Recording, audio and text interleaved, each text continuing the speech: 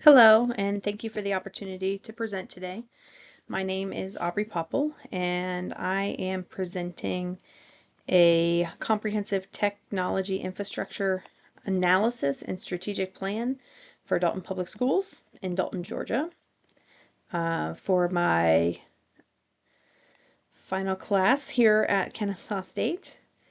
This presentation is how to implement and sustain a modern, scalable, instructionally focused technology system that supports both operational efficiency and student success.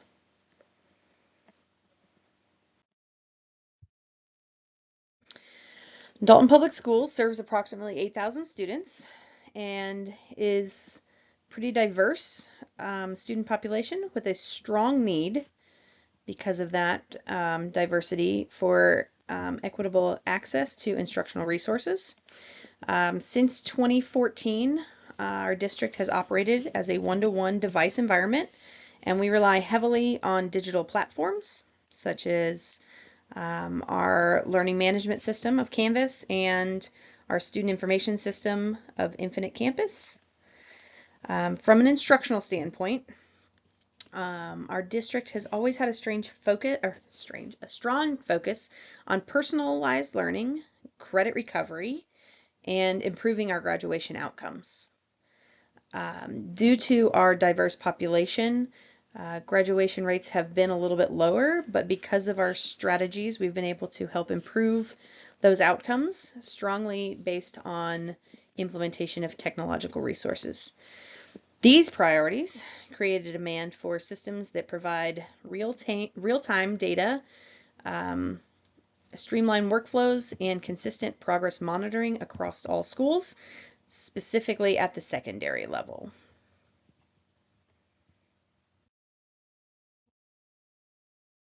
Despite strong foundational systems, several challenges exist within our current infrastructure. First of all, progress monitoring practices are inconsistent across classrooms and different programs, specifically in credit recovery environments. Secondary, in this challenge or in identifying challenges for the district, data systems are somewhat fragmented, making it difficult for educators to quickly access and specifically act on student performance data. In addition to that, high student to teacher ratios in certain settings limit the ability to provide timely interventions. So these challenges highlight the need for a more integrated, data-driven infrastructure that enables proactive decision-making rather than reactive responses.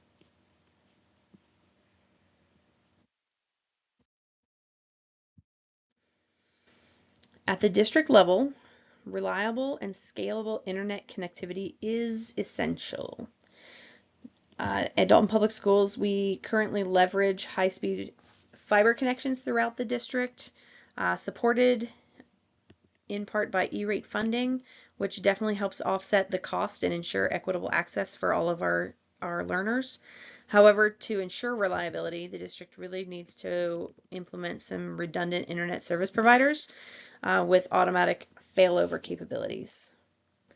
We have partnered pretty extensively with our providers within the community, especially post-COVID, to provide some hotspots within the area for students outside of just the schools within the community for those who need to be able to access on their devices at home.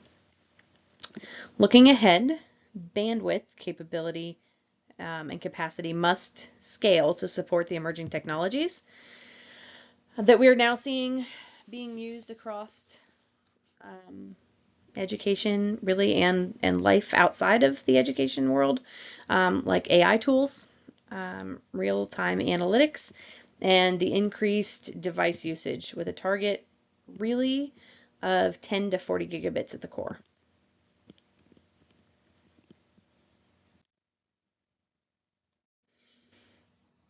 The network infrastructure should follow a hierarchical design model consisting of core, distribution, and access layers.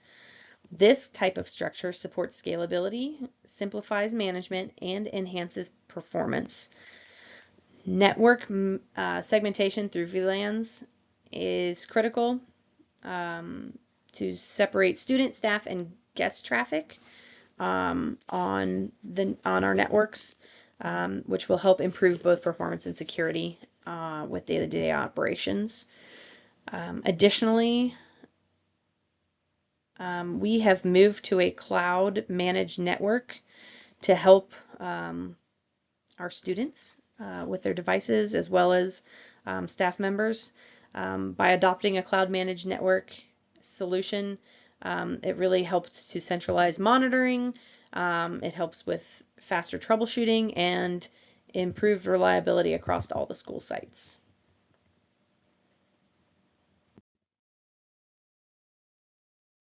In a one-to-one environment, the wireless network design is just as critical as our wired infrastructure because the majority of the devices being used on a daily basis are utilizing the Wi-Fi within the buildings as well as outside of the buildings. The district really should implement high-density Wi-Fi, 6 or 6E access points with a goal of at least one access point per classroom to ensure consistent coverage. Wireless authentication should use secure protocols such as 802.1x, and guest networks should be isolated from internal systems. Now, we may not need as many guest networks as we have in the past, as we are eliminating the use of cell phones for students K-12 moving forward, and that should help with some of the Wi-Fi needed within the buildings as well. This design really ensures that students and staff can reliably access digital resources without interruptions to instruction.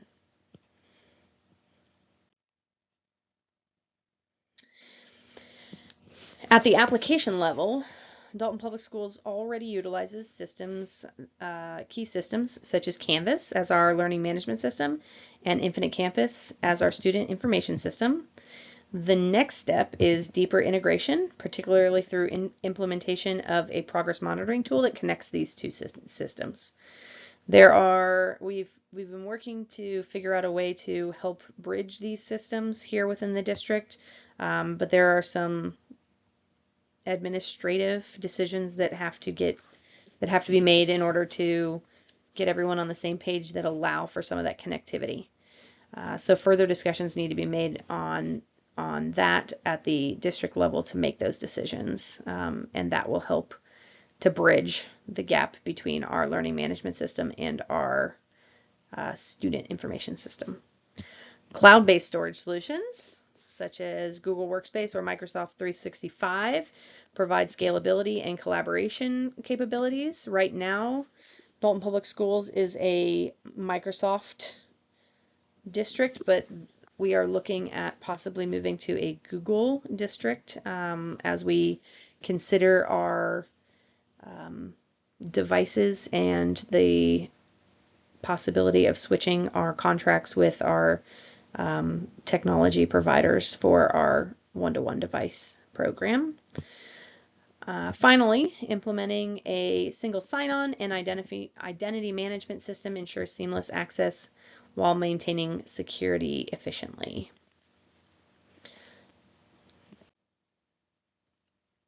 Cybersecurity is a critical component of any district infrastructure. A comprehensive strategy should include multi-factor authentication for all staff, endpoint protection for devices, and ongoing security awareness training for users. A multi-factor authentication that we're looking at could be the Microsoft Authenticator or Duo, Cisco's Duo, just to help with that security. Additionally, the district should maintain a clear incident response plan to address potential threats and quickly and effectively. This is important to ensure protection of student data and compliance with privacy regulations, which should remain a top priority in all of our technology decisions.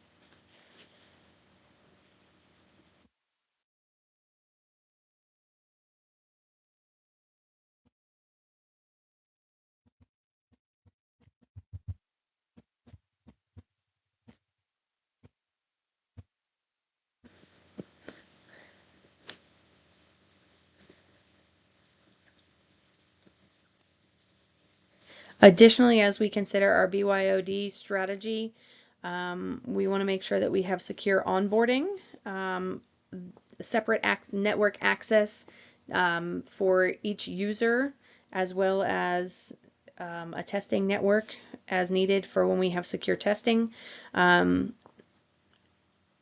should be digital equity. The district issued devices are maintained and managed by our technology department with a clear, acceptable use policy in place for all users on district technology.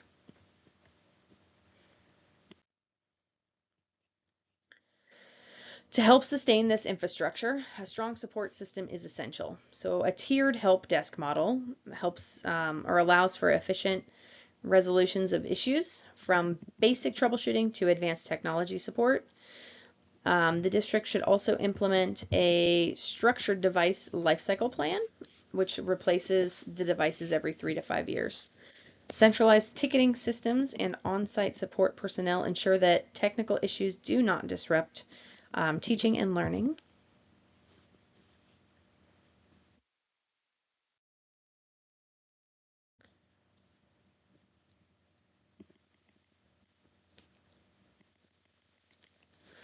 Effective infrastructure really depends on skilled personnel and ongoing professional development.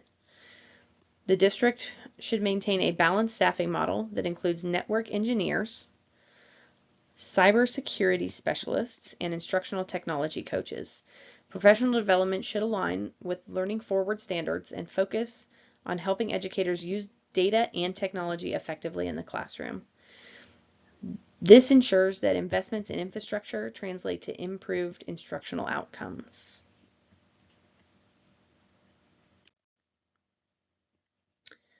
In conclusion, the proposed infrastructure design creates a fully integrated, scalable, and secure technology system. By aligning systems, improving data access, and strengthening support structures, Dalton Public Schools can enhance instructional effectiveness and operational efficiency. Most importantly, this approach supports student improvement outcomes through timely interventions, personalized learning, and data-informed decision-making.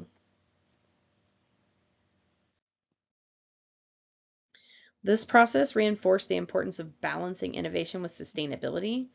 One key takeaway really that I saw as I was looking at Dalton Public Schools and the systems and structures in place at some of the other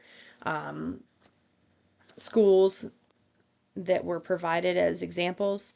One key takeaway is that interoperability, or between the systems, really making sure that all the systems work together to maximize impact. When one of the systems doesn't talk to the other and just creates friction, it does not allow for smoothness and effectiveness and efficiency really across the technology department and implementing that within the classroom. Additionally, effective technology leadership really requires a systems thinking approach that requires really to consider infrastructure, to consider what kind of instruction, like how the technology is going to be used. Is it going to be used in all settings? What are the settings where instruction is going to be more beneficial or less beneficial, as well as the people that are going to be using the technology. And all of that really needs to be thought about at the same time. Ultimately, every decision really needs to be taking into account the impact on student learning and student success. Like, is this technology or this new system that we are putting in place really leading to the outcomes that we want and impacting ultimately graduation rate and student success with comprehension and learning the material and moving on to become productive citizens of the world. The, the, the strategies and recommendations that I've presented today are really grounded in the established research and professional standards that were provided from ISTE and COSIN, from the COSIN framework, from my Learning Forward standards, from Killian and assessing impact, and looking at professional development, as well as Rogers' diffusion of innovation theory.